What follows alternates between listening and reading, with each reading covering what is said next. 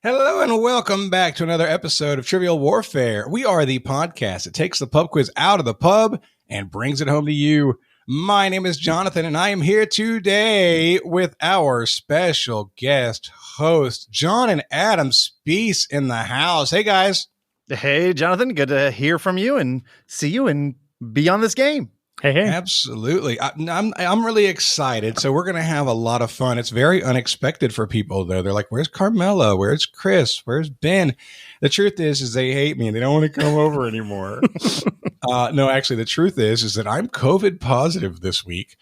And I've been in isolation, and I get to stop being in isolation tomorrow, which makes me really happy. But yeah, there was an intention to have some people over here, but now there is not. So, cool story. Let's find out who our guests are today, gentlemen. These are the guests that you're going to be putting through the ringers. First up, we have Addie Lewis. Hey, Addie. Hello. How's it going? Thank you for having me back on the show. Oh, it's great to have you. Really excited. We also have Asha Ouseph here today. Hey, Asha. Hello. How are you doing?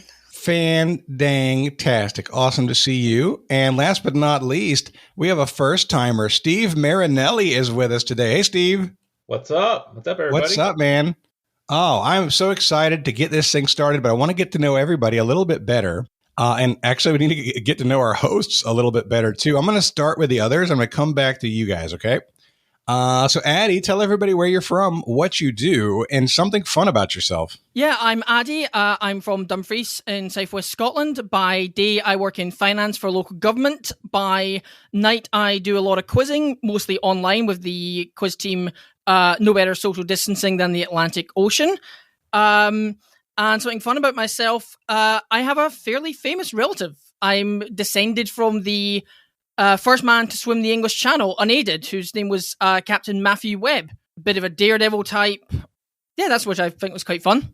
Okay, so it's just a great grandfather, great something uncle. Like that. What kind of 5 or 6 great grandfathers back, I think. Yeah. This was about the somewhere in the mid 19th century. I think he did it. It took him I think 22 hours, which he did in one non-stop 22-hour straight swim. I think the world record now is about 9 hours, something like that.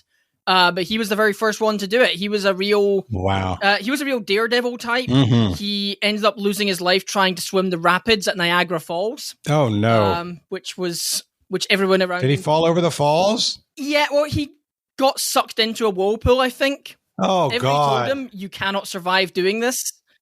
And he said, you know what? No, I can do this. I'm going to do it anyway.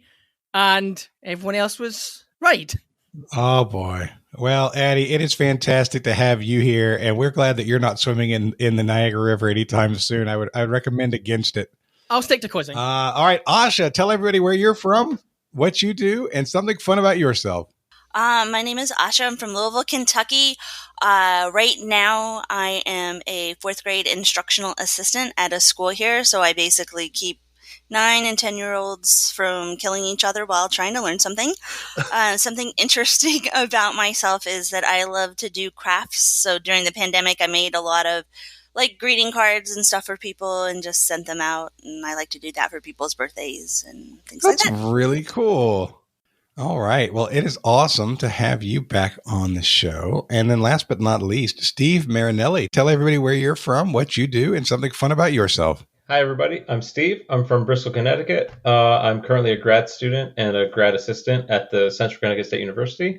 And I think objectively, the most interesting thing about me is I was a cryptologic linguist for the Army speaking Korean. So the Army taught me how to speak Korean, and then I went to Korea. And then a side kicker to that is I also worked at the main NSA building in Fort Meade, Maryland. So do you have what's your clearance? It was as high as it goes, top secret SCI, special something. I forgot what it means. That was 4 years ago. I've been out for a while now. You're not allowed to remember. It's top secret.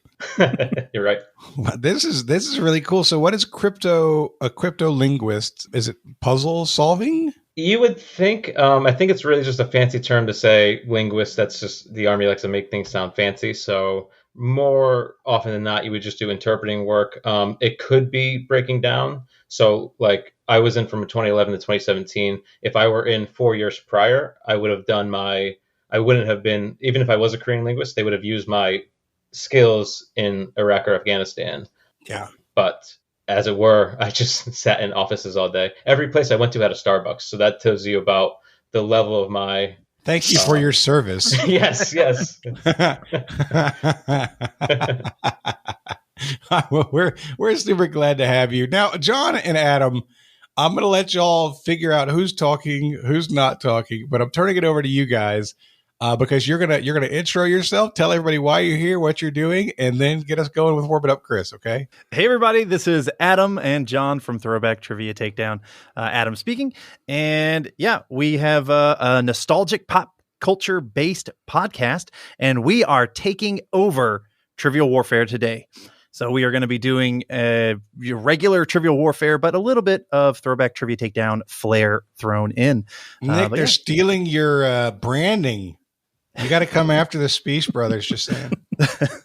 So anyway, yeah, I'm a videographer and video producer for a local government in LaGrange, Georgia. And a fun thing about myself, I once pissed off the great Rob Paulson on a shoot.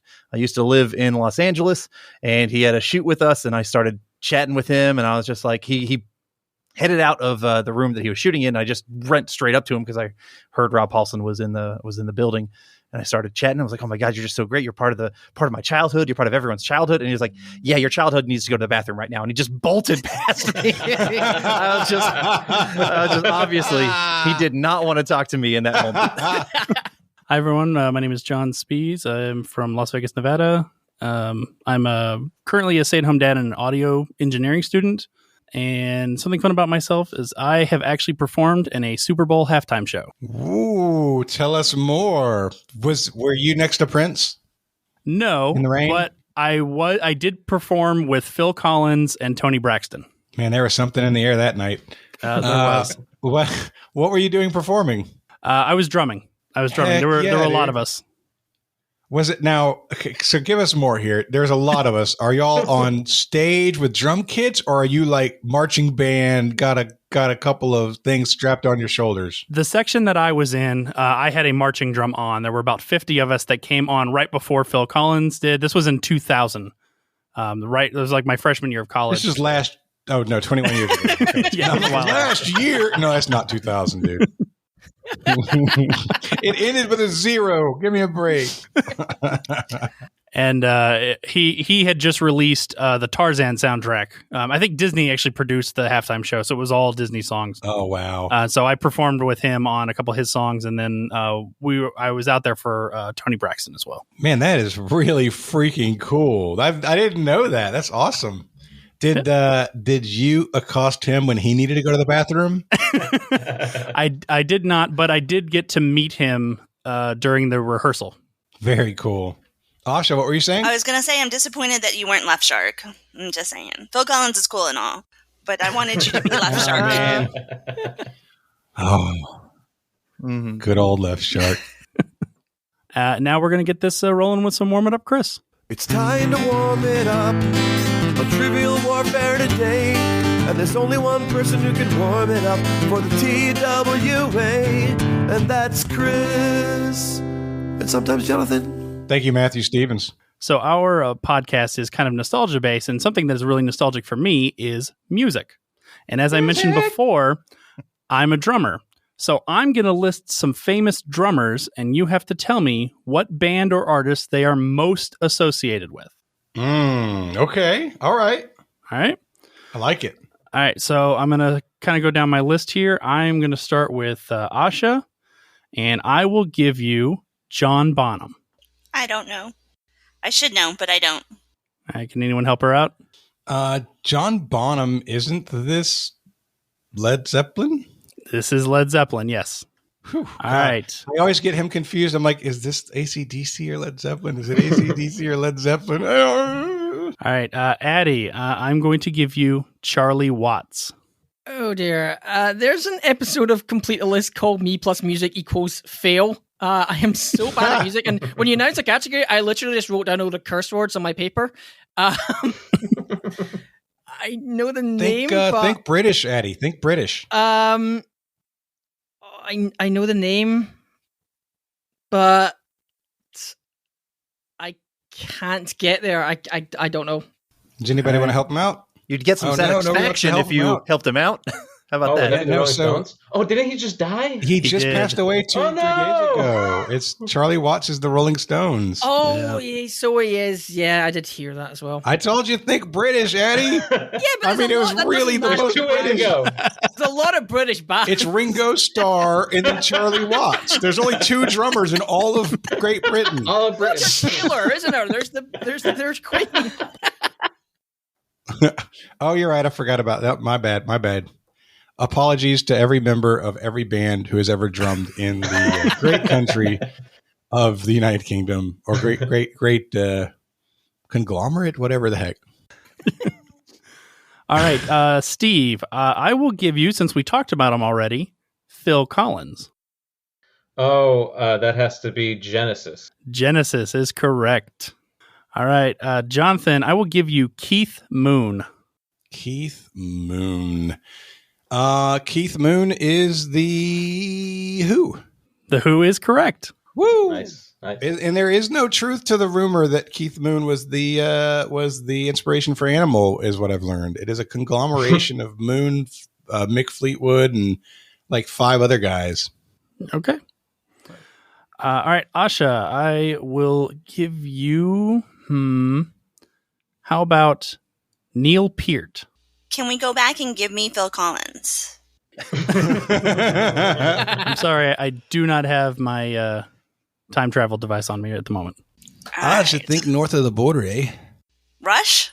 Yes! Very good. Yeah. Rush. Nice. Thank Great you, Jonathan. job. Hey, I live to serve. All right, see here. Addy, I will give you Dave Grohl. Okay, that one I actually do know. That one is Nirvana. Nirvana is correct. There it is. Hey. This dude, Dave Grohl is way more talented than I ever imagined. When Does he drum for Foo Fighters, or does he just sing? Well, he's done drumming for a lot of ones. He guested for Queens of the Stone Age. Yeah. Some of the Yeah, times. but he's not their Fighters. regular. But He's for not their Foo main Fighters, drummer. it depends on the album. In their first album, Okay. yes, but besides that, Got it. no. But yeah, but Nirvana is the one he was most associated Yes, Absolutely. for drumming, absolutely. for drumming. Yeah. All right, Steve, I will give you Chad Smith. So I got lucky with Phil Collins, because as bad as Addy is, I am with singers and musicians. I have no idea. So I will take a wild guess. Hold on. I'll give you a clue. Okay. Think Will Ferrell. Exactly. Oh no. they look the exact same. There's a whole big meme. There's a whole joke. They've gone on late night shows together and done drum offs because they look identical. Oh, was he in the cowbell sketch? No. Okay. I'm just gonna tap Fleetwood Mac. I don't know. I really don't know. Fleetwood Mac is incorrect. Someone want to help him out? Oh, this is the Red Hot Chili Peppers. Yeah. Oh, okay. All right, Jonathan, I'm going to test your knowledge a little bit here. I'm going to give you Rick Allen. Rick Allen, the one-handed drummer from Def Leppard. That is correct. Nice. Rick Allen is a boss player. Oh He my is. God, that guy is talented. I've seen his setup, and that dude does more with his feet than anyone else I've ever seen. Unbelievable. I am enjoying drummers way more than I thought I would right now. This is a lot of fun. Yeah, this is fun. It's on beat. Oh, the good one. Good one. All right, let's see here. All right, Asha, I will give you Questlove. I do not know. I've got a hint if you want one. I'll take it. Think Jimmy Fallon. Yeah. Oh, Roots. I was like, I knew him, but I couldn't think of it. There it is. Yeah. Nice. At the at Podcast Movement a couple of weeks ago, Questlove was a special guest at one of our big parties, and he was actually doing DJ work at the party. And I got to be honest, guys, it wasn't good. Oh, no. He didn't make any eye contact. He basically looked down the whole time. It was not energetic. He didn't get the crowd into it. He was collecting a paycheck, and it was. I was just gonna say, he seems like such very a cool guy. disappointing Now because he does seem firsthand like such a cool knowledge. guy. Well, That was some Quest hate. All right, Addy, I am going to give you Stuart Copeland. Now, that's a name I've heard of. Is that Pink Floyd? Probably not. It is not Pink Floyd. Does anyone else want to give that one a shot? I'm racking my brain. I think I might have heard it, but I don't know what band. This is The Police. Oh, Okay. I had the right first letter. Yeah, That was the most challenging one we've done so far. that makes me feel a bit better, at least. All right. Well, they're not going to get any easier. We've done a lot of the obvious ones, let's face it. We're not getting any better. All right. Hey, wait a minute. Why isn't Adam participating in this? Because he saw the list earlier. Yeah, he tested, Adam, he that is tested the some list bull on me. crap. Cheating. That is Sorry. BS. We happened to be together and hanging out, and he tested the list on me. But I got them all right. Just believe me, I got every single one right. Yeah, sure. All right. Steve, I'm going to give you Tommy Lee. Oh, that's got to be Motley Crue. That's got to be Motley Crue. Hey, I thought you didn't know anything. I went through a Motley Crue phase when Saints of Los Angeles came out in 2007 or 8. So yes, I watched that video a bunch of times. But Which video would that be in particular? The Saints. Steve? Oh. No, not that video. Because I remember streaming it on my computer at the amusement park where I worked. So I know it wasn't that video. It was specifically the Saints of Los Angeles music video. Hold on, time out. Steve, you were an interesting son of a gun. You worked in an amusement park? Oh, yeah. There's a big one in Bristol, Lake Compounds, and I worked there for 5 years between 2006 and 2019. What kind of stuff were you doing at the amusement park? Oh, games, water park, and then most recently I worked security, which was... Security at an amusement park is basically kindergarten cop, so I don't recommend it to anyone. Was there any cool job? I'm sorry to go back to Steve, but I love interesting jobs. What was the funnest thing you got to do working at an amusement park? So actually, because ESPN is across the street, they had ESPN days where they the ESPN day where they rented out the entire park, and we just and working games as a manager, I wasn't doing much, so I just hung out with ESPN people all day, and I yelled at Stuart Scott, and I yelled at him because we had giant turtle prizes, and I know he was in Maryland, so I was like, terrapins over here, and he gave me the cold shoulder. So I'm not a big fan of Stuart Scott. Not Stuart Scott, I'm sorry, Scott Van Pelt. Yeah. Oh, okay. Scott. Rest in peace, Stuart Yes, Scott. I'm sorry. Steve. Exactly. Sorry, no, as cool as the other side of the pillow, Stuart Scott. Guys, I'm just going to tell you now, I can already tell if you're ever in Connecticut, you got to go visit Steve. He'll be a fun guy to hang out with. Clearly.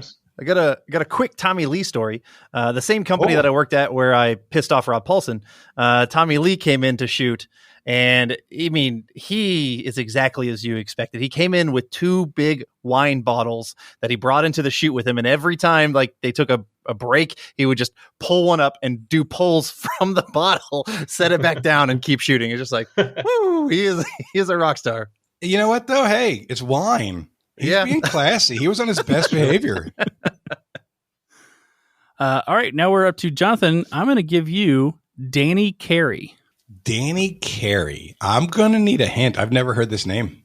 I'm trying to think of a good hint. Yeah, definitely more recent. Think well, no, they've been around since the 90s. Early 90s. Yeah, but more recent than some of the other people. They only release an album like every 8 or 9 years or so. Is Hard this, rock. Hold on. Is this Radiohead? It's not Radiohead. That's a good guess. That is a good guess, though. Sometimes you might think this band is so rockin' hard that they're giving you an enema. Is that a good guess? That's probably not a good Blink guess. 182? No. Yeah. The band has a very popular song called Enema. This one does. Well, I mean, they had Blink 182 had Enema of the Enema State. State. So oh, yeah. you led me right to him. I did. I forgot about that. I don't know the answer. This is Tool. Oh, okay. Who's the lead all singer right. of Tool? Maynard Jackson. Maynard. Oh, yeah. I was never a Tool person. I've never really. I don't think I've listened to one song by Tool. Okay. Should we go one more round? One more time. One more time. Yep. All right. Let's see it now, guys. We are successful on this round if any of us gets one right. Good We will enough. claim success on the last round if that's happened. That's All our for goal. one for all. All right. Asha, I will give All right, you Asha. Mick Fleetwood. Oh my gosh. I have no idea. Fleetwood Mac. You got this. Woo! Fleetwood Mac. Very good. Nice. Success! Success! We did it! We did it! Nice. All right, Addy, I will give you someone else we actually recently lost, Joey Jordanson. Oh, I've heard the name. Give us an era. 2000s heavy metal. Is this Pantera? It's not Pantera. I was about Is this to the band guess from Pantera. Iowa? This is a band from Iowa.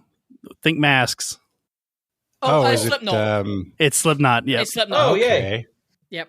All right, Steve, I'm going to give you Max Weinberg.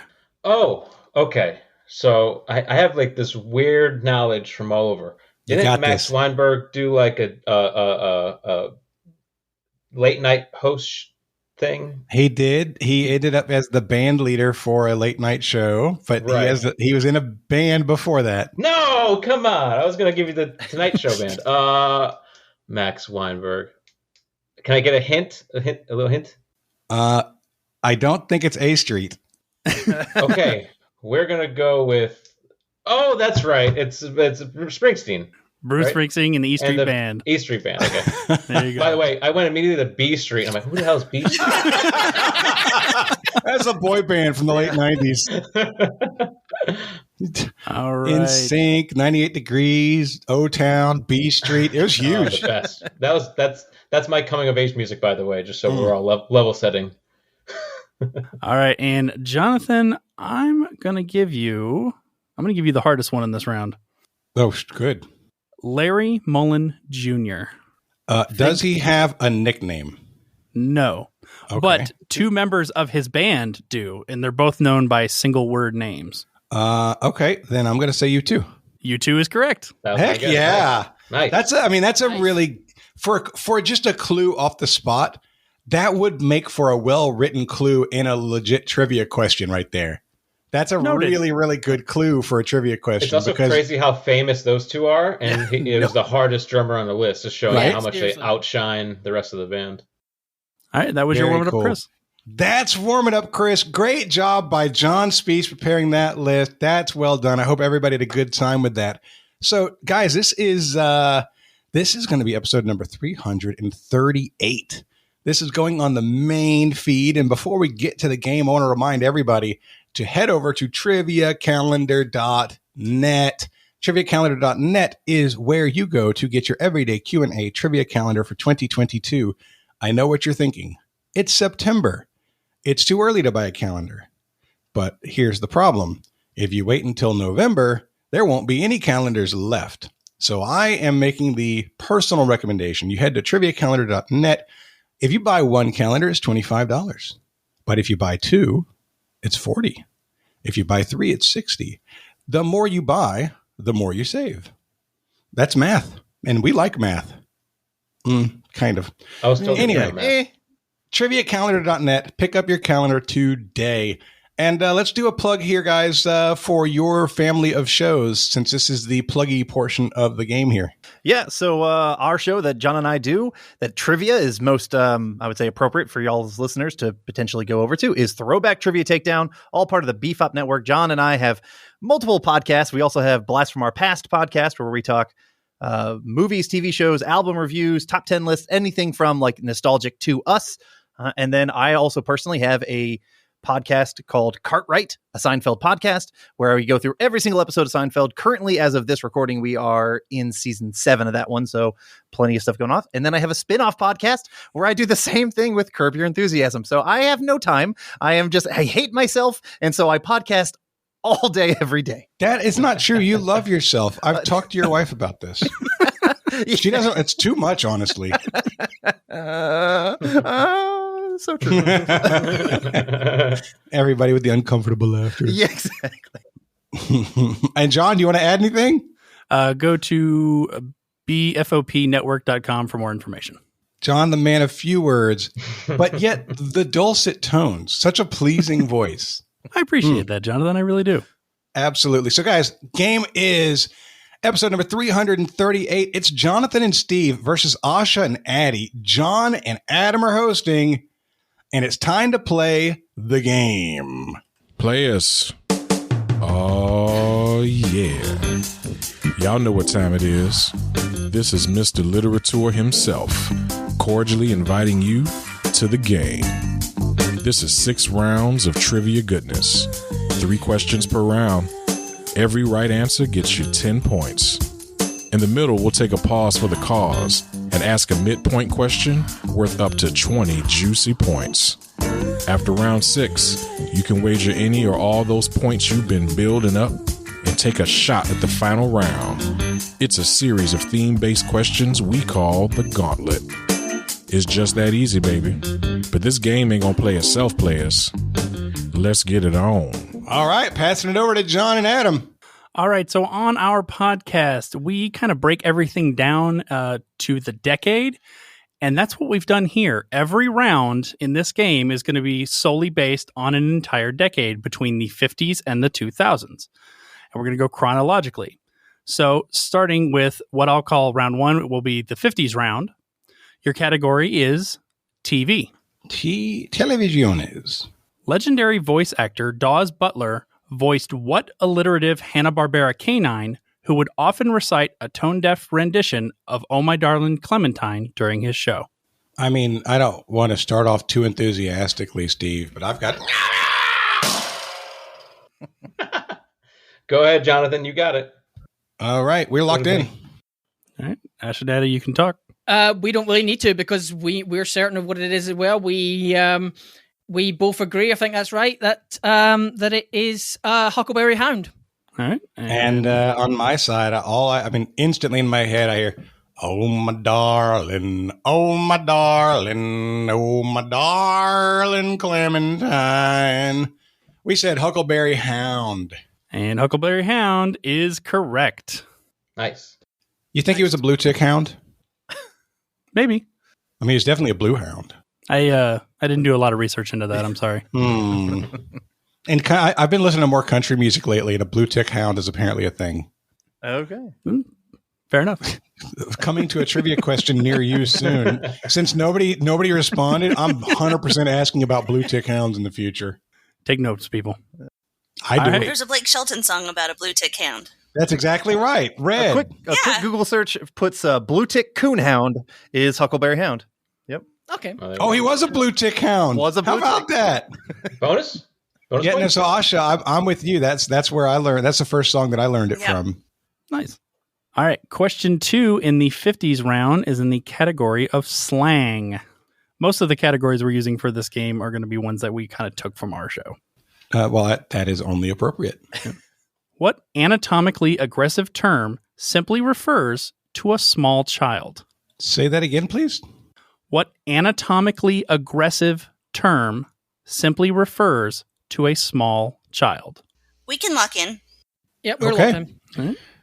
Steve, do you have any idea what that clue means? Anatomically aggressive? So I'm trying to think, right? Anatomically, is it a body part? Yeah, it's something to do with the body. So then so in the 50s, they had a lot of interesting slang in the 50s. It's cool, Daddy-O. Zip, zap, zow. They called each other squares, They did. but that's not a small child. Let's brainstorm nicknames for kids. Whippersnapper. That's like a kid, though, like a baby, like a small. It still could be. Whippersnapper. It could be a tyke. It could be Neat. a small child, a rugrat. A grasshopper. How about a rugrat? I mean, It's not anatomically aggressive. No. Addie and Asha got it real fast. So quick, yeah. Knee. Oh, a knee biter. A knee biter. Hey! We just go through the body part. Yeah, there it is. Wait. Yeah. Knee biter or ankle biter? Ankle biter? You tell me. Ankle biter. Okay, Little hold ankle on. biter, little knee biter. Yeah, no, I think I've seen knee biter before, but I know I've heard ankle biter before. Right. I think ankle biter's more popular. I think so too. Because they're small, so they can only bite your ankles. They can't get to your knees. Yeah, the 50s were a different time. let's go with ankle biter. Okay. All right, we're locked in with ankle biter. All right, Asha and Addy. All right. So I'm just going you to read started it. the game by pulling at Jonathan. So I'm going to read a text that I got from my uncle this week on Sunday. Tomorrow it's time to face all the ankle biters again. Should I send you my rescue helmet just in case? I've only used it twice.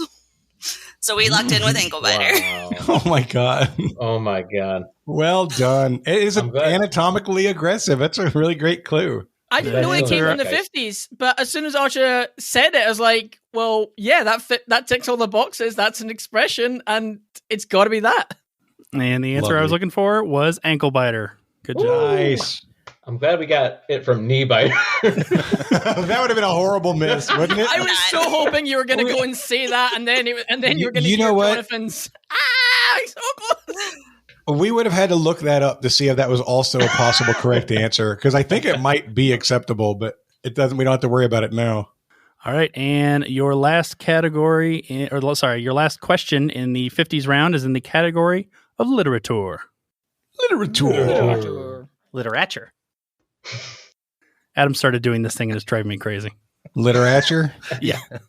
He's trying to be funny. He's got the law of Jesus in there. Literature. He's chucking garbage at you. He's throwing litter at you.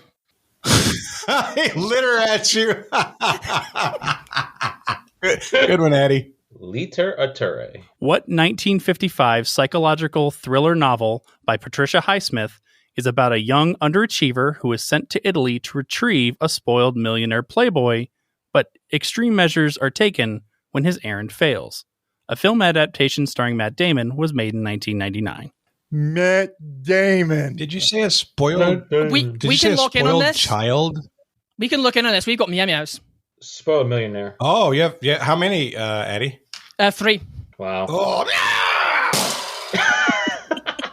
I love getting to do it for somebody else. That's always my favorite.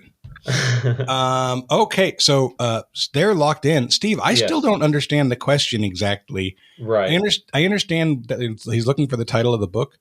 Did he say a spoiled child? I think it's spoiled millionaire. No. Okay, it was a spoiled millionaire. Who was the kid? Was it a kid? That's who Matt Damon would be. John, could you repeat the first part of the question? It's about a young underachiever. Who is sent to Italy to retrieve a spoiled millionaire playboy. Why would they send a young underachiever to retrieve a spoiled millionaire? We're sending the best we got. Yeah, right? I like Matt Damon as an actor. I know that he's almost become like a Nickelback kind of guy, but I like Nickelback too. So Matt I Damon, guess I'm just the Nickelback of actors. He really is. That's ours, by the way. Copyright Trivial Warfare. You have to do that because we could steal it. I got nothing, unfortunately. Do you think he's the millionaire? Oh, what about The Curious Case of Benjamin Button? That was Brad Pitt. It was Matt Damon too.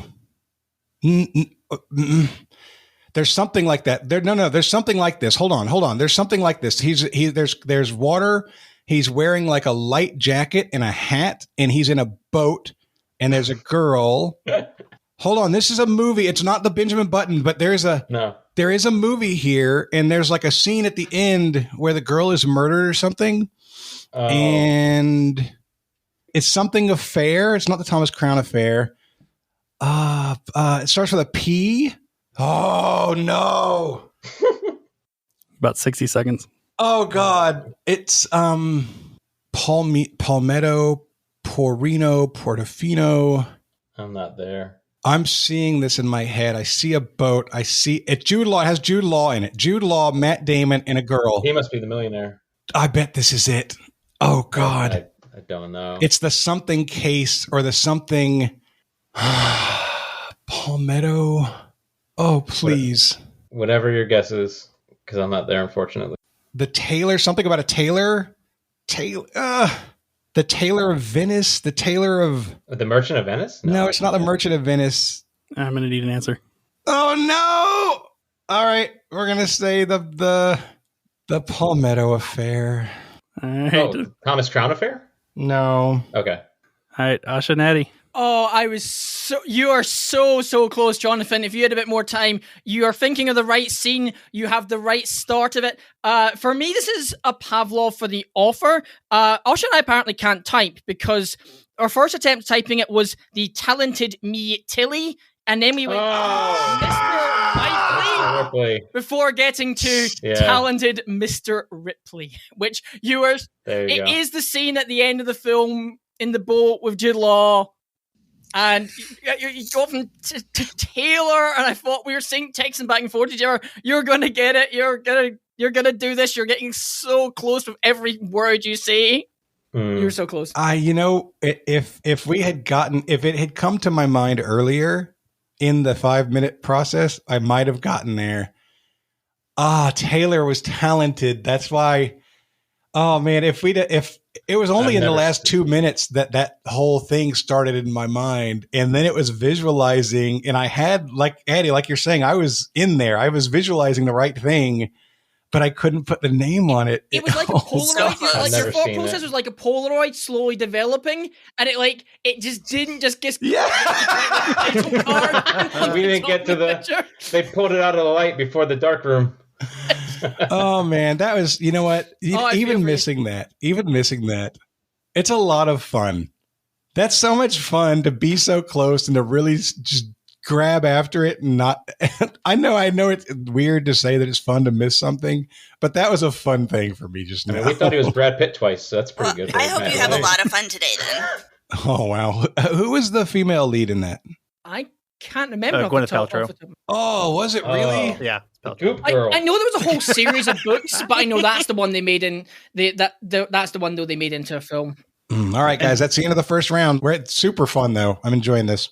All right, at the end of round 1, Jonathan and Steve have 20. Addie and Asha have 30. And now we are diving into round 2, which is our 60s round, and I'm hosting this time. We're going to be going pretty much back and forth. And the category for question 1 in our 60s round is food. This is a question given to us by Jackie LaFave, who is kind of our Rob Warman, I would say.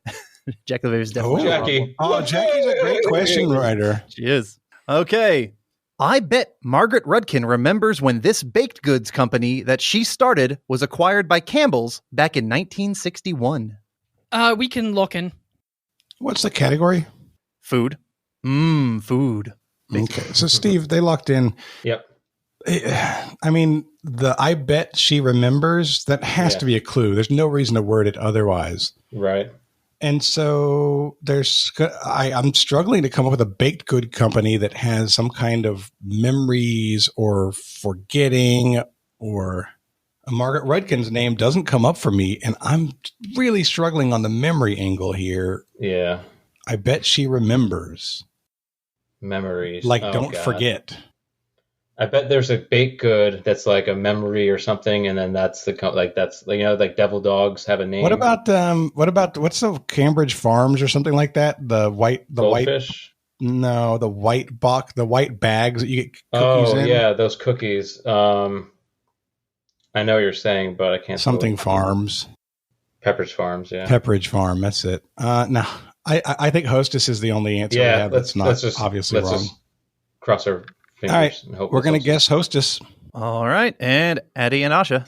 So I had the same problem Jonathan did, and I was just like, memory, what does it have to do with memory or remember? And then Addie texted, what about bet or wager? And so we went with, so that made me think of Betty Crocker. So we locked in with Betty Crocker. Right. We're going to have 10 points too. Throwback Trivia Takedown on this one. But if I read the question, I bet Margaret Rudkin remembers. Now, Jonathan, you were all over it.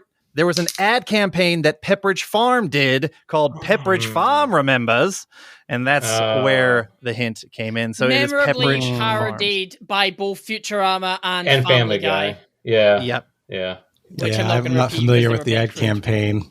Oh man, it's a shame too. Pepperidge Farm, we did get there. I could have made the Futurama jokes and the Family Guy jokes, but okay. All right. No harm, no foul. We're going to move on to question 2, which is in sports. Sports. On January 15th, 1967, the Green Bay Packers beat what AFL teams 35-10 in the first ever Super Bowl? Yeah, you good with that, Steve? Mm-hmm. All right, we can lock in. All right, Addie and Lewis. Or sorry, not Addie and Lewis. Addie and Asha, you can talk it out. Yeah, I'm pretty. Asha, do you agree this is the Kansas City Chiefs? How I know that, I don't know, but that's like one of the very, very, very few things I know about American football. Is that that was the first Super Bowl? Yes. Yeah, so Kansas City Chiefs. All right, and Jonathan and Steve. You know what? This team always wanted to matriculate the ball down the field. We said the Kansas City Chiefs. And in the first ever Super Bowl, it was the Kansas City Chiefs who got beaten by the Green Bay Packers. Well done. Points around. And our last question in our 60s round is in fashion. Leslie Lawson was an English actress, singer, and prominent teenage model during the swinging 60s. Well known for her thin build and an androgynous appearance, she is best known by this nickname. I wonder if we can 3-2-1 this. I think possibly. Steve, are you comfortable with that for me? I am very comfortable with that. Addy, I'm willing to 3-2-1 if you are. Okay. Yeah, I hope that I'm not embarrassing myself, but I'm sure I know. Asha, you feel good? You don't have to say yes. 100%. All right. Okay. John, count us down. All right. 3, 2, 1. Twiggy. Yes, and it is Twiggy. Good job. Nice. You know what? If there was the chance to have a career as the opposite of that, it would be cool, right? Like if I could be like not androgynous and really overweight and still like, make a career modeling, that'd be really cool. Would you be Stumpy then? No, I don't have to be short. No, I'd have to be tall. She was short. All right, at the end of round 2, Asha and Addy have 50, and Steve and Jonathan have 40. And our third round is our 70s round. All right, we're getting closer to stuff we know about. Yes, please. Your first category is in movie opening lines. I'm going to read the opening lines from a popular 1972 film. I believe in America. America has made my fortune, and I raised my daughter in the American fashion. I gave her freedom, but I taught her never to dishonor her family. Jonathan, I want to place an order for 3 Meow Meows. Oh. Yes, yes. We can 3-2-1 this one if you want. Oh, my goodness. Wow. Well, I'm not talking, Steve. You're representing us. Okay. All right. Addy on 3, okay? All right, I'll count down. Here we go. 3, 2, 1. The Godfather. Godfather is correct. Part 1, technically. I'm sorry, The Godfather is not correct. There are no V's in Godfather. As soon as you said 72, I almost locked in. I'm like, oh, here we go. I waited until I heard the first word. So you said, I believe. I was like, yep, that's it.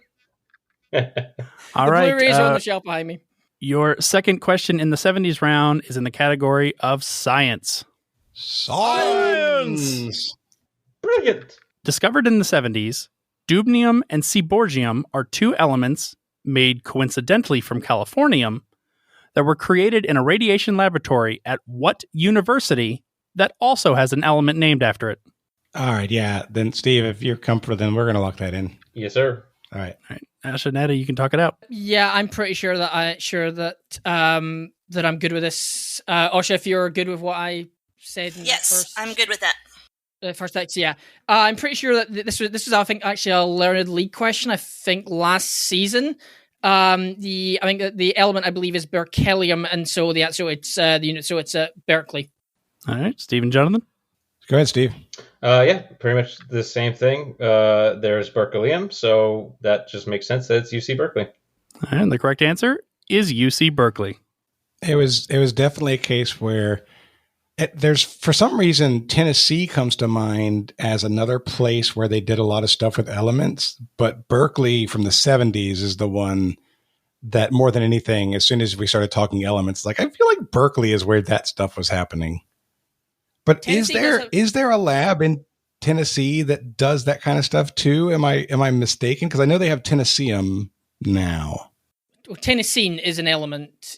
Yeah. Right. Is there a school in Tennessee that also does a lot of work with elements, or am I just guessing at that?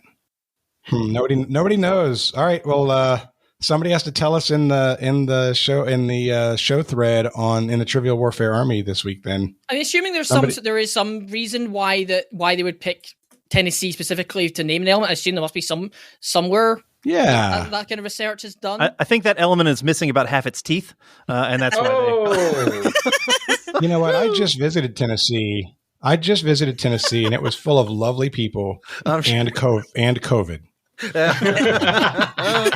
So, thanks, Tennessee. The school is probably Vanderbilt. Okay. Your last question in the 70s round is in the category of food. Food. A common dinner party item, perfection salad, is anything but. It contains shredded cabbage, chopped vegetables, and what unfortunately common 70s ingredient? Dude, Steve, I'm right there with you, dude. I'm right there with you. We can lock that in. So we're locked in. Okay, I have nothing on this one. Obviously, unfortunately, common must be a clue to something. But do you have anything on this? Not really. I know there are like salads in this that had apples in it, but I'm not sure, like apples or walnuts or something like that. I know there's a lot of 70s salads that walnuts had marshmallows in it. In a Waldorf salad. Yeah. Unfortunately common. So that's obviously the big thing we're trying to lock into there. Why would it be unfortunate? I mean, I just assume because it's gross. But you are correct, sir. Yeah, I literally don't have anything at all on this. I'm happy for you to I'm not take sure a guess either. if you want, because it's not something I've heard of. I don't think it would have been something that we'd have got over here. Yeah, I mean, yeah, you're welcome to make your best guess as far as I'm concerned. Yeah, like a lot of things have mayonnaise in it. Walnuts, I know, are in a Waldorf salad specifically. Yeah, Waldorf salad is lovely as long as it's not traditional. I don't want the mayonnaise. I want everything else. Mayonnaise is just hot take here, but mayonnaise is just gross. End off, and I just can't stand the stuff. But you're gross. That could just be me. Why don't we just say that then and move on? Because I don't know. Okay. All right. So, what is your answer? We'll lock in mayonnaise. All right, Steve and Jonathan. So I've watched a lot of TikToks, and there's one guy who makes all these old recipes he started in the 20s with like a water pie and stuff like that, and he's hit the 70s as of yesterday that I saw, and it wasn't whatever the salad this is, but it was something encased in Jell-O, and I also have thumbed through some old magazine clippings of like tomatoes and Jell-O, and he's like, why did they put this stuff in Jell-O? But Jonathan agreed, and we went with Jello. It's alive. And the answer I was looking for is Jell-O or gelatin. Nice job. Huge. All over the 70s. Yeah. Man, I tell you, anything that they have, any kind of weird dish in the 70s, it's a Jell-O mold. Mm-hmm. They loved putting crap in Jell-O. And I mean, it's disgusting. Yeah, I'm sure I've seen some of this stuff on some of the food stuff that Aniki Garcia has posted. I'm sure. Honestly, you've probably seen it in different Facebook groups you're into. There'll be like a thing of click through here and you'll see 20 different awful recipes from the 70s, including Jell-O and pate. Probably. Yeah, that makes sense. At the end of round 3, things have tied up. Jonathan and Steve have 70. Addie and Asha have 70. I mean, it's low key because we all love each other, but this is a good game, y'all. It is, yeah. All right. And your midpoint question is in the category of sports. Sports. Spanning a 27-year career, Nolan Ryan is one of the greatest pitchers to ever push off the rubber, holding 2 MLB records for career strikeouts and career no-hitters. For 5 points each, name the 4 major league teams that Ryan played for. We can lock in with all the Meow Meows, Steve. Yeah, I ordered a second case of Meow Meows. Meow. Meow. Meow.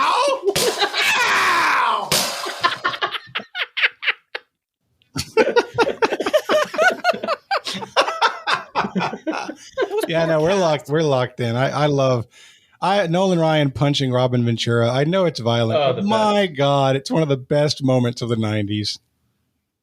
The old man getting an old man strength headlock, punching this young buck coming after him. Oh.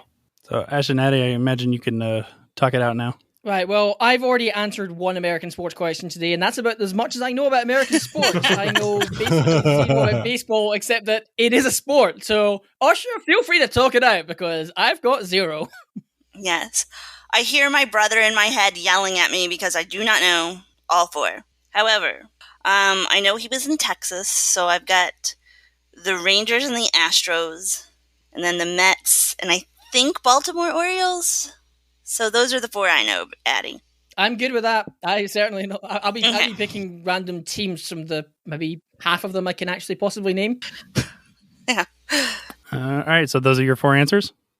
Those are my 4 answers. All right, and Steve and Jonathan. All right. So Nolan Ryan got his start. In fact, I think he was a member of the Miracle Mets, the 69 championship team. That's where he was a rookie in like 68 or 69. Then he went on to a long career with the California Angels. And this is when he was racking up the biggest strikeout totals, 373 strikeouts in a year, 380 in a year. Then he went over in the 80s to the Houston Astros and once again putting up huge numbers in Houston. And he finished his career in Texas. He is a Texan. The Texas Rangers is where he finished his career. So it was the Mets, the Angels, the Astros, and the Rangers in order. And Jonathan is correct. That is the order I was looking for. So Asha and Addy got 15 points, and Steve and Jonathan got 20 points. Great job. 15 points. Great Nice job. save there. I Great know, job, like Asha. when Addy says, I got nothing, and you still pull 15 points, killing it. That's awesome. Thanks. I've been in some comfort in my teamwork. life, but when a baseball question about the 70s and 80s is asked and I have Jonathan on my team, I don't think I've ever been more comfortable in my entire life. I just sat back. I'm like, I got to do nothing. In fact, I sped in the Astros so I had something to do in my team. But I just sat back and said, we got this. Way to contribute. Reminiscing just slightly, one of my best trivia moments of all time came at the big, I can't remember the name of it. I'll call it the Tri-Wizard Tournament in Chicago Geek Bowl when the pre-trivia matchup where Nick Groves teamed up with Jeremy Conman, teamed up with Cheyenne and Tim, and each one of their companies put on one set of questions inside of a bigger trivia game. And one of the questions was a Hall of Fame question that had to do with you had to name certain ones from each decade. And I was on a team with Andy Saunders, and I'm good at baseball. Andy is brilliant at baseball. And as we're going through debating back and forth on who it could possibly be, and we ended up getting all of them right. And it was an insanely hard question. And it's literally still one of my favorite trivia moments ever, doing that with him and coming up with the right answers. That's awesome. I almost certainly just went to the bar during that question. I was there. This is a good time for a bathroom break, I think. Get a pint, Addy. Get a pint. All right, at the end of the midpoint, Jonathan and Steve took a small lead with 90, and Addy and Asha have 85. Hello, everybody. This is Jonathan, and that is the end of the first half. Before we get on to the second half, I want to let you know that today's show is sponsored by BetterHelp. BetterHelp is a longtime sponsor of Trivial Warfare, and we think they are as good as it gets. BetterHelp is a company that will connect you with counselors online. You'd never have to leave your house, and you can get the kind of support that you need to have a healthy and happy mental life. Guys, they connect you with the perfect counselor for you, and if you don't like who they find for you, they'll connect you to another one at no charge. Their counselors can help you with things like stress, family conflict, sleeping issues, trauma, even self-esteem. In my experience, if you're willing to do your part, their counselors are definitely willing to do their part. You can make significant progress with how you feel about yourself or how you deal with situations. Sometimes all we need is somebody to talk to, and BetterHelp can find that person for you. You can start living a happier life today. As a listener of Trivial Warfare, you'll get 10% off your first month by visiting our sponsor at betterhelp.com/TWA. Remember, this is a worldwide service. You can message your counselor at any time. This is something that you want to look into. You can join over 1 million people who have taken charge of their mental health.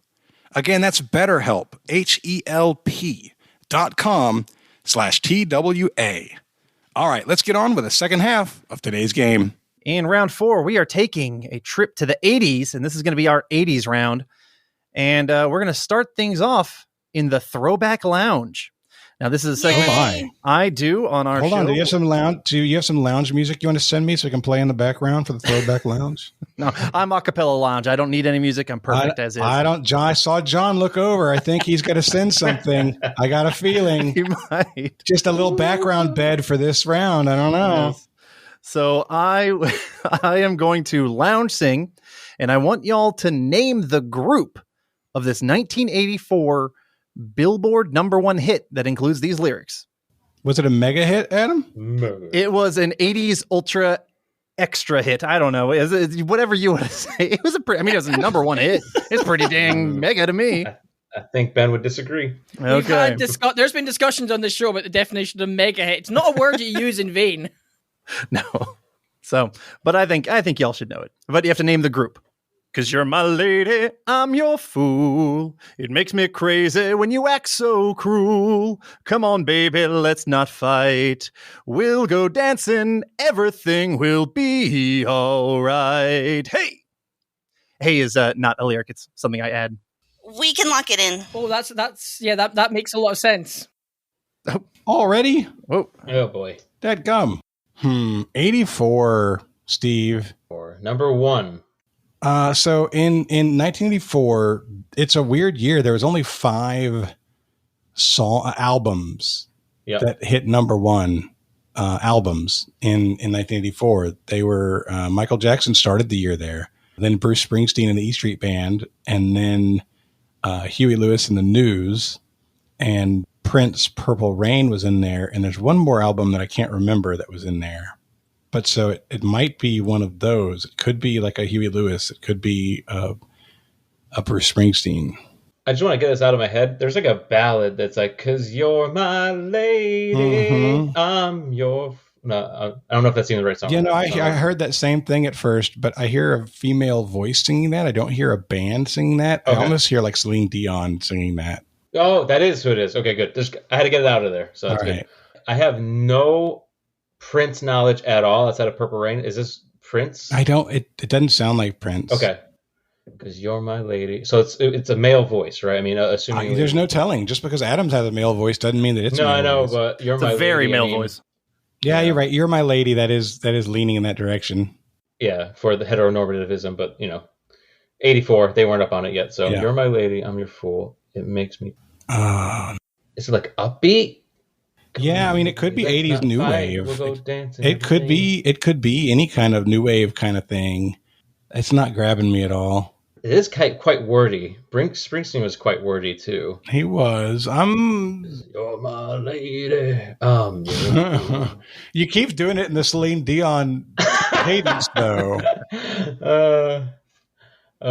Sorry, Bruce. Apparently.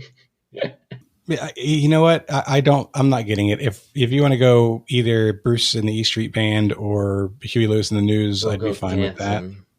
I'm not getting there. Did Springsteen have a song with dancing in the title? I know. Yeah, Dancing in the Dark. I don't know that song, but that's the one with Courtney Cox in the video. It was. That's too late then, because that was like early 90s. No, it wasn't. It was 1984. Oh, well, screw it. It was either 83 or 84, but it was right there. It was on the Born in the USA album. All right, I'm cool. All right, cool. We'll say Bruce Springsteen and the E Street Band. All right, and Addie and Asha. Well, I'm super, super glad that you're not asking for the name of the song because the name is escaping me. But I'm about 90% positive that it's George Michael and that other guy, Andrew Ridgeley, and Wham. Oh, Wham! Jitterbug might be the name of the song. Yes, exactly. It would probably help if I said, if I sang it, we'll go dancing. Everything will be all right. Wake me up. Oh, before you go. And that is by Wham. Wow. Yep. So did you guys lock in with Wham? They did, and they got it right. Yes. They the other guy's name is Andrew Ridgeley. Right. No one cares. No one cares. I do not know Wham. Until they get asked that question in pub quiz, and then they're like, "Oh, thanks, Jonathan, for dropping that extra piece of information." True. All right. Your question 2 in our 80s category is the category is I believe the children are our future. In Coming to America, amongst other roles, Eddie Murphy played this lead singer of Sexual Chocolate, aka the greatest fictional band of all time. Man, all of a sudden, I feel like my brain is shut down. This is something that I should just automatically know, and it did not come automatically. I thought it would be an insta-get. Yeah, it should be. I just want to give a shout out to the poker group. This question I kind of I dedicate to the poker group. I'll just say I'm gonna have to watch this movie again. The fact I'm so disappointed in myself. I'm going to write it down right now. I'm taking a note here, and it says it's into my list of things to do, along with build a better budget and save for retirement. Watch Coming to America. I'm putting it on my list. We're going to go ahead and lock in. All right. No, yeah, Steve. So you said you've seen it once. I've seen it 4, 5, 6 times. I don't know. This is the man with the Jerry curl, big Jerry curl. Yeah, poofed out, red. Blue, light blue, powder blue, baby blue tuxedo with blue, light white blue ruffles coming out of the top, and he says, "I'm blah blah blah, and this is my band, Sexual Chocolate." So that's why I was leaning toward, is it a mockery of blaxploitation? No, it's not. Like jive? No, I don't think so. Freddie Jackson is the only name coming to my mind. I don't think it's Freddie Jackson. I'm Freddie Jackson. This is my band, Sexual Chocolate. But it could be something like, it could just be, I mean, that's why I was wondering if Jackson is enough. Well, I mean, we could just say Jackson and they'd ask for more if they wanted more. But right. Then you got the guy in the crowd. That boy good. Yeah, like I said, I mean, I think it was like over a decade ago. So, you know what? I think that's the best I'm going to get, and I'm really disappointed in myself. So we'll go with Jackson. Do you need first and last name? No, I'll accept just last name. Okay. All right, Addy and Asha. Well, it's good you're going to accept I've never last seen the name. film, so this is all Asha. Because I thought, well, I believe that children are our future is Whitney Houston, so maybe the guy's last name is Houston, and that's what we locked in with. All right, this was a little bit tougher because I didn't give really any hints. I just assume everybody should know every word in Coming to America. You know what? You know him as Joe the policeman on the What's Going Down episode of That's My Mama. Put your hands together for Jackson Heights' own Mr. Randy Watson. Oh, Randy. no. Okay. See, the Randy only thing I Watson remember about the Heights. children of our future is the Simpsons parody. Because the children are our future, here are the children of our future. Sing a little song, which they call The Children Are Our Future. So, Randy Watson. Oh, Jackson Heights. Oh, Jackson Heights, yeah. there was Jackson in there. So torture. all right. No points awarded, and we are going to dive into our third question of our 80s round, which the category is Slang 10. Cable and satellite TV was still in its infancy in 1986 when the Wall Street Journal came up with this fun way of describing the short attention span that came with too many televised options. Yes, Jonathan. Yep. Yeah, you like that? Yep. All right, we'll lock that in. Addy and Asha, you can talk it out. Okay, we too were just about ready to lock in when they did. We are going to go with channel surfing. And Jonathan and Steve. Yeah, the category clue there, Slang 10. Channel surfing is definitely something that has to do with jumping from channel to channel. I didn't know if it was exactly fit the question, but Slang 10 makes us have to stick with it. So we said channel surfing. And the Wall Street Journal phrase that I'm looking for is channel surfing. Good Nice. job. Made sense. Slang 10, hang 10. That's a surfing term, so it tracks.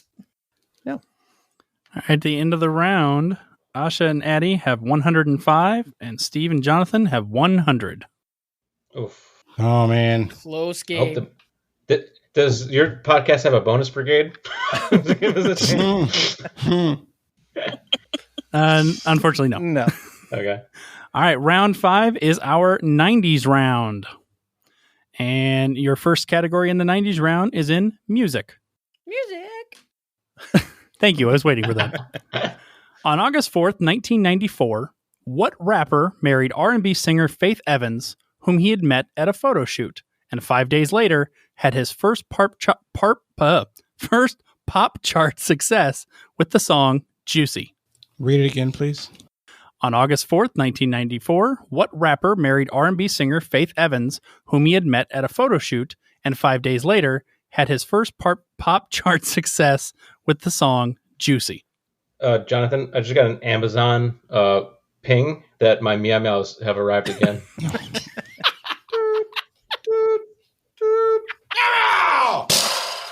They were backing the truck up. All right, so we're locked in. All right, Addy and Asha, you can talk it out. All right. I'm not 100% sure. I'm about 80% sure that while he likes us to call him Big Papa, his name is actually Biggie Smalls. Is that your answer? That's our locked in answer. Yes. Sorry, we were texting. You're good with that, right, Addy? Yeah, I'm good. Yeah, your 80% is approximately 79.999% more sure than I am. So absolutely. All right, Steve and Jonathan. So I got this from one word, although I have seen the movie to get me to the Faith Evans part. But I have his greatest hits album. The number one track on that is Juicy. So I just locked in with the Notorious B.I.G. Notorious B.I.G. or Biggie Smalls is correct. Well done. So points to both for that one. All right. Question 2 in the 90s round is in the category of Down to the Socks. In the song One More Chance, Biggie mentions an Australian clothing brand that made the iconic colorful sweaters that he was often seen wearing. What is the name of this brand? All right, we're going to go ahead and lock in. I unfortunately have absolutely nothing on this. I don't know any Biggie songs, and fashion is not really a good subject for me. I don't know any Australian clothing brands off the top of my head, so if you've got anything at all. I have absolutely nothing. I'm afraid I'm drawing a complete blank. For some reason, something like Echo is tingling in my head, like EKO is like tingling in the back of my brain, but I don't really feel like that's right either, but that's the best I got. I've got nothing else. We want to just lock in with that and move on. I just stay better lock next question. Okay, let's just do that then. Echo. All right. All right. Steve and Jonathan? Steve, you're more of the Biggie Smalls guy than I am. I was never a Biggie Smalls guy. I was a Tupac guy, as a matter of fact. Oh, no. Oh, yeah, no, West Coast, in baby. the streets. So I knew that Kangol is an Australian fashion brand. They're famous for their Samuel Jackson hats. But also in the first ever Black History Month episode, I learned about BAPE, or bathing ape, which I don't know if it's Australian, but it is a clothing line that got shouted out by a ton of rappers. And you were mentioning Izod as well. It feels like we had a lot of options. You couldn't remember him doing the shout outs, and that wasn't one of the songs that you were on the greatest hits that you had. So we ended up going with the one that was most obviously Australian and guessing Kangol. All right. Well, unfortunately, it's going to be 10 points to Throwback Trivia on this one. The name of the brand is Coogi. Coogi. No, I didn't know. Fair enough. That was a tough one. All right. I don't think I'd even say that if I heard it. Same. The tie-in was in the song One More Chance. He says, "I wear Coogi down to the socks." That's why. Okay. But that was going to be tough. All right. Your final question in the 90s round is in the category of geography. Geography. Christopher Wallace, a.k.a. Biggie Smalls, grew up in the neighborhood of Clinton Hill, which is located in what New York borough? Once again, Steve, I'm not a Biggie Smalls guy. Yeah. Same. God, I can't even remember the other borough. That's the other one, yeah. Okay. We're locked in. All right. Addy and Asha? Again, I don't have anything on this one. I've never been to New York. I don't claim to know too much about it. So, Asha, you've got a better chance than I have of making a cromulent guess on this. So I'm happy to go with... I mean, we can name the 5 main boroughs, obviously, and we can throw a dart and pick one. I would trust your judgment over mine as to which one. Yeah, I mean, I've got a 1 in 5 shot here, and I really don't have much to go on, but I guess I'd lean Bronx. I'm good with that. It's more than I have. I don't know much about Biggie. I'm learning a lot, though. Oh, okay, let's lock in Bronx then. Okay. And Steve, over to you. Yep. So I'm trying to just put, and when I have Biggie's greatest hits, I listen to the first 3 songs. So for all I know, that one, the last song wasn't in my mind, but I can hear him say something Brooklyn, and because of that, we went Brooklyn. All right, and the answer I was looking for is Brooklyn. Yeah!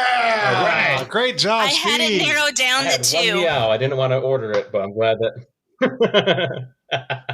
Oh, well. Woo. Osmond Coin does the same again. Yeah. Thank you, Biggie. Stupid coin. All right, that is the end of our 90s round. It's the end of the Biggie Smalls round. End of the Yep. Biggie Smalls 90s round. And Jonathan and Steve took the lead with 120 Woo. to Addie and Asha's Wow. 115. Crazy. But now you're mine in the 2000s. All right. And we are going to start off question 1 in our round 6 2000s round in toys and games. He's so romantic. We're his. So I was thinking more like Bonesaw. You're mine. I've got you for 3 questions. Oh, yeah. Bonesaw's ready.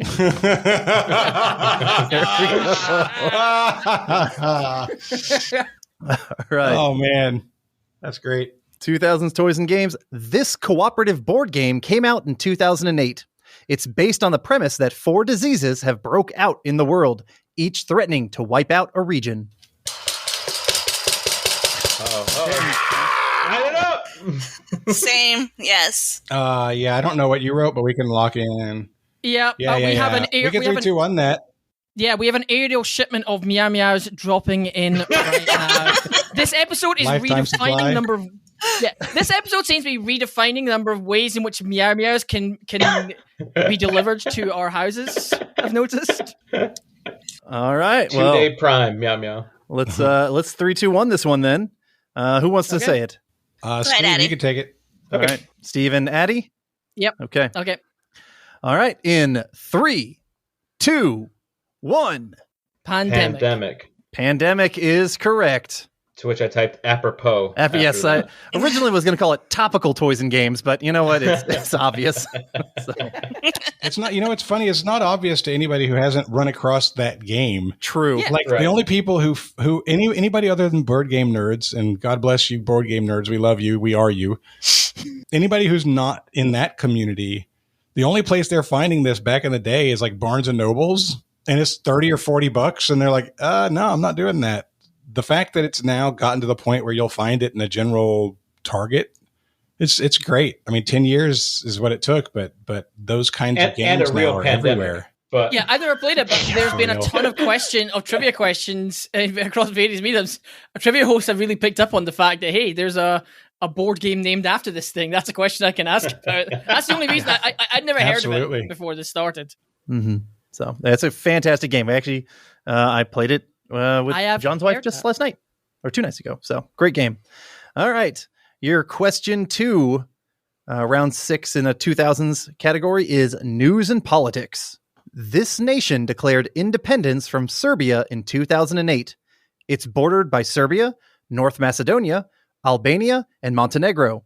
As of today, only 97 of the 193 countries in the United Nations recognize its independence.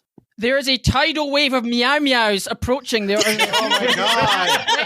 It's a tsunami of meow meows. Steve, we can talk out loud. How good are you at geography? poor. Can you get better really quick? Not without Google Maps, which I won't do. Okay. So Albania. This is up near not the Black Sea, Not the Dead Sea. the Caspian Sea. I think this is near the Oh. Caspian Sea. Okay. And the country I'm leaning towards right now is Moldova. So because I'm not good at geography, I was thinking like, okay, if I saw the 2000 Olympics and it was like Serbia and I was trying to think. So I don't know if, Albania. but I know Albania You said was. Montenegro, right? He said that, yeah. The best I have is Moldova. I don't have any confidence in it, but I know that's in the general vicinity. I'm good with it. I can't add anything. So All right, that's we're the gonna best guess. It's our guess best guess. Moldova. Okay. And Addie and Asha. The fact that not every nation in the world recognizes this place is what really gave this to me. The British singer James Blunt was actually serving in the military at the time. He was actually one of the first British soldiers into this place, and there's a long-standing urban legend that he effectively prevented World War III by refusing an order to fire on some Russians at the international airport. It's not as simple as that, but he made albums based on his time there, and that nation is Kosovo. So our answer is Kosovo. All right. And this nation that is, yes, not recognized by everybody is Kosovo. Oh, golly, Well that's done, good, Addy. Eddie. Good job, So Addy. different, like Sporco. Sporco is one of those places that Sporco considers Kosovo a country for the purposes of its geography-based quizzes. So most places do, but there's a few big holdouts, and obviously Serbia is one of them. This is.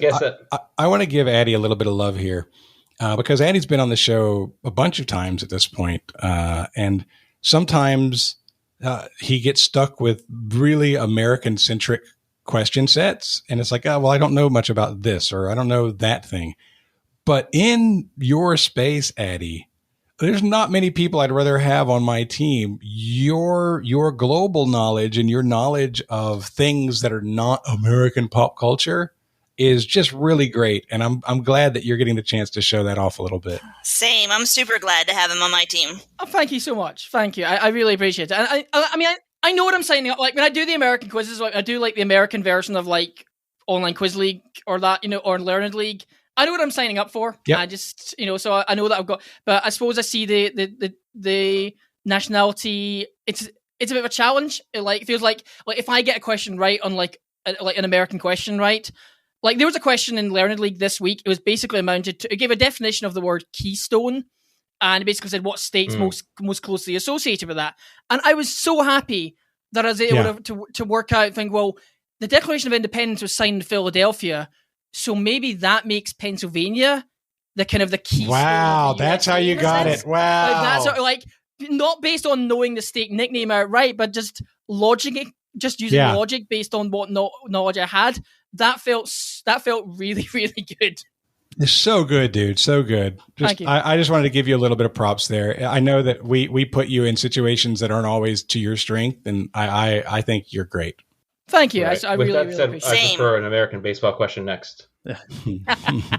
Our 2000s question 3 is in American pop culture TV. Let's go. All right, there it is. Okay. James Cameron wrote and produced what early 2000s dystopian action drama starring Jessica Alba as the genetically enhanced Max? I'm good. I'm good with locking in. Asha, if you're okay with what I said. Absolutely, go for it. Okay, we're locked in. All right, so you're locked in. So yeah, there's two sci-fi drama types back in the early 2000s, right? You had Alias, which is Jennifer Garner, and I'm pretty sure the Jessica Alba TV show was called Dark Angel. That works for me because I was in the other camp, and I believe you're correct. I'm hoping I am. We're going to say Dark Angel.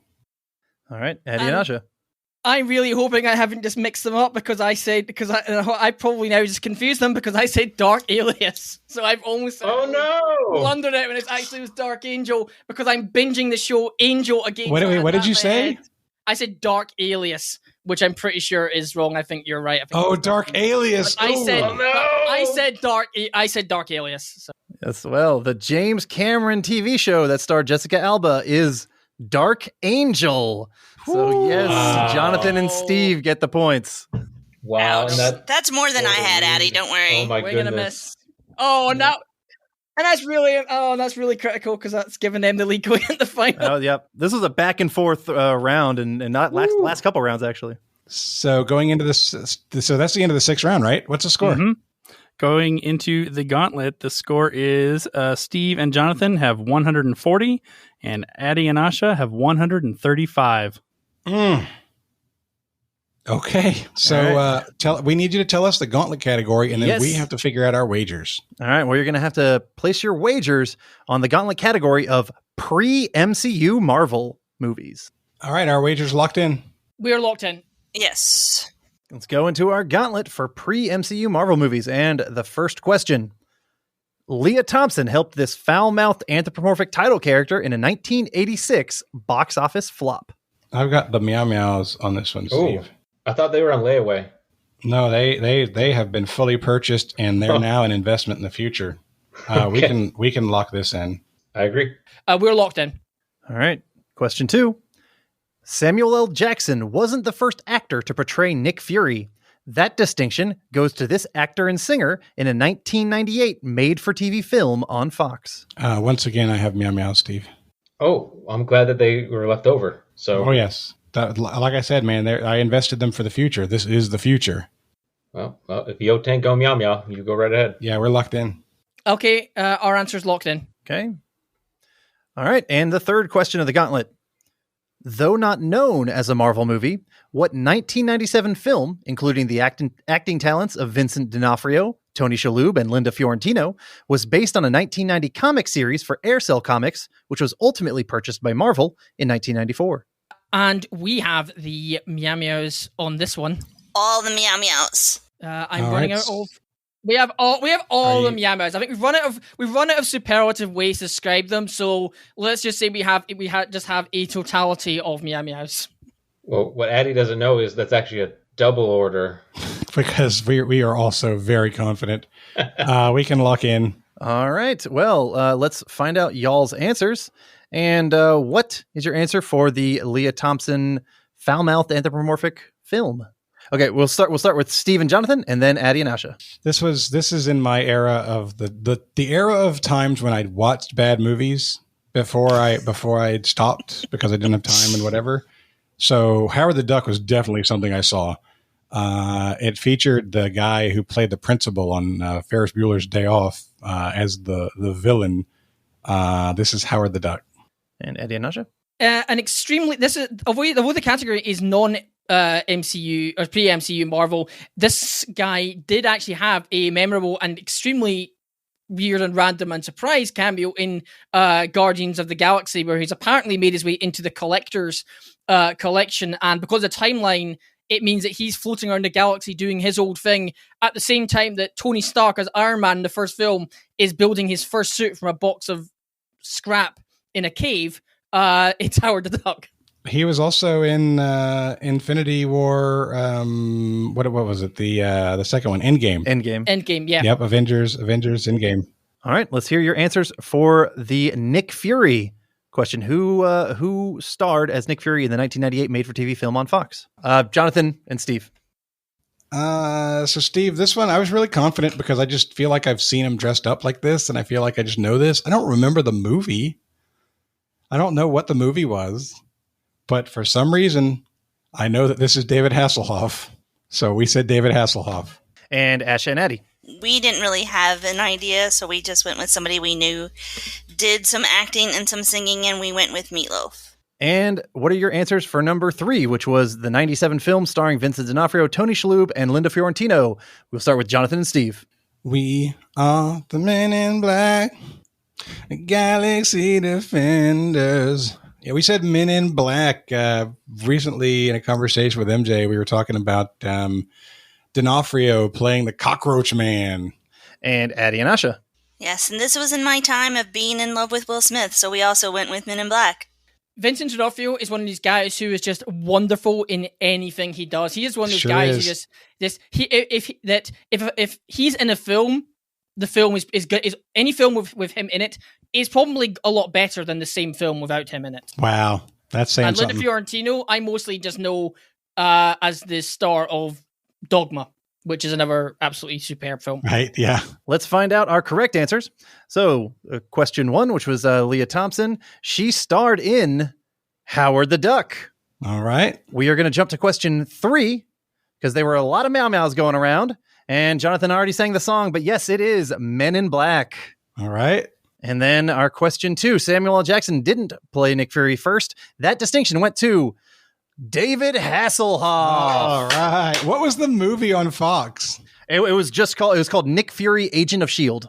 Oh my God. It was his movie. It's weird because we can't see or hear John or Adam, so this is like Jonathan at the moment is having a this is conversation meta, with. but So everybody's having a weird experience except for me, and I can't stop it because the recordings are going. So I'm not going to reset anything.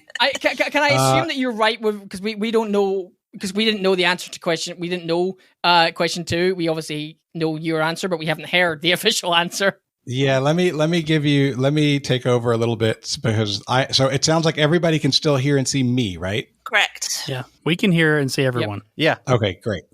Okay, so so the the correct answer to question 2 was David Hasselhoff. He was in a TV movie on Fox called Nick Fury, Agent of S.H.I.E.L.D.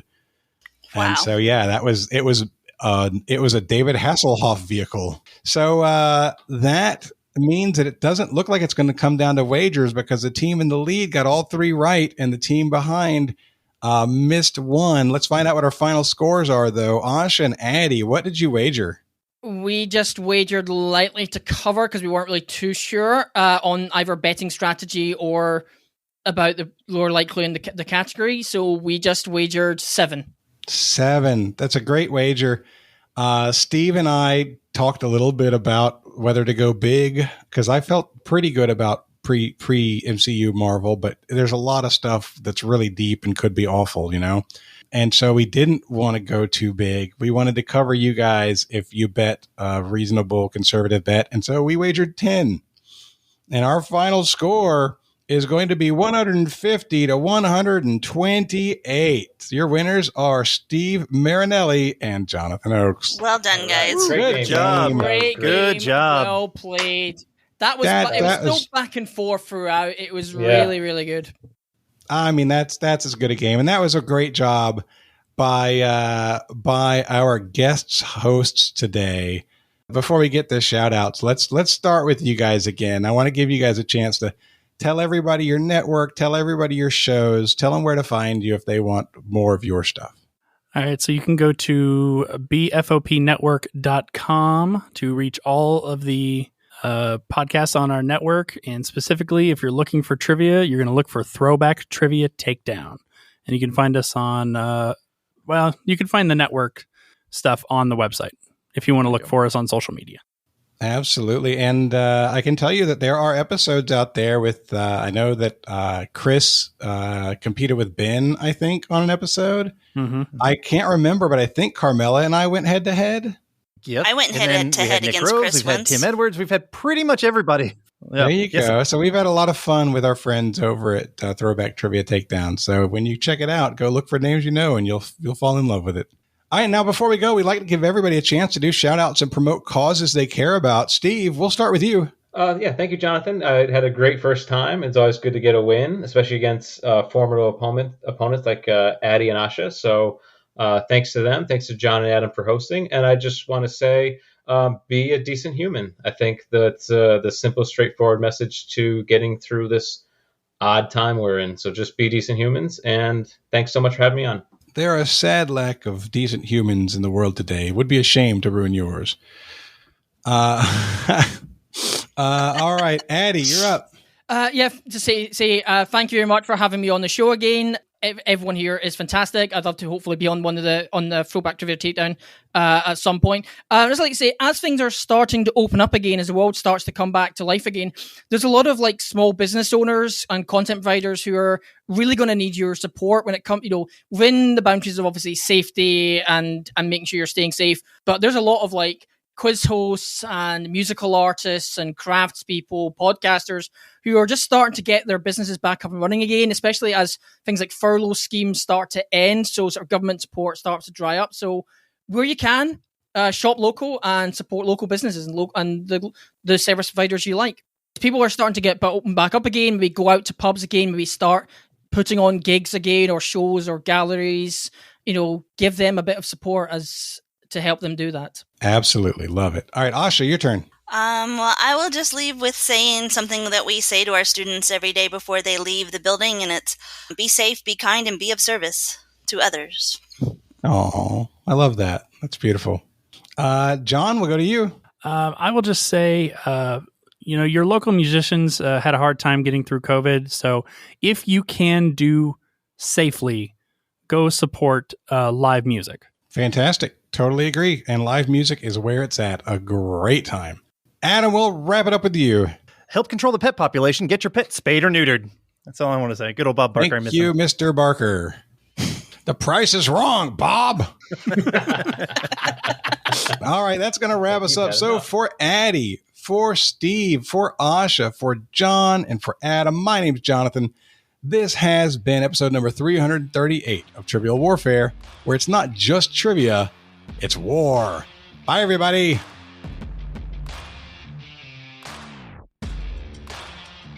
Thanks for listening to Trivial Warfare.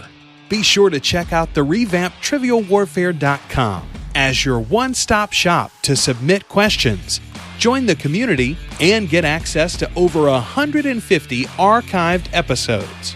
Warm It Up was written and performed by Matthew Stevens. This episode was edited and produced by me, Joel Sharpton. For help with your podcast, visit propodcastingservices.com.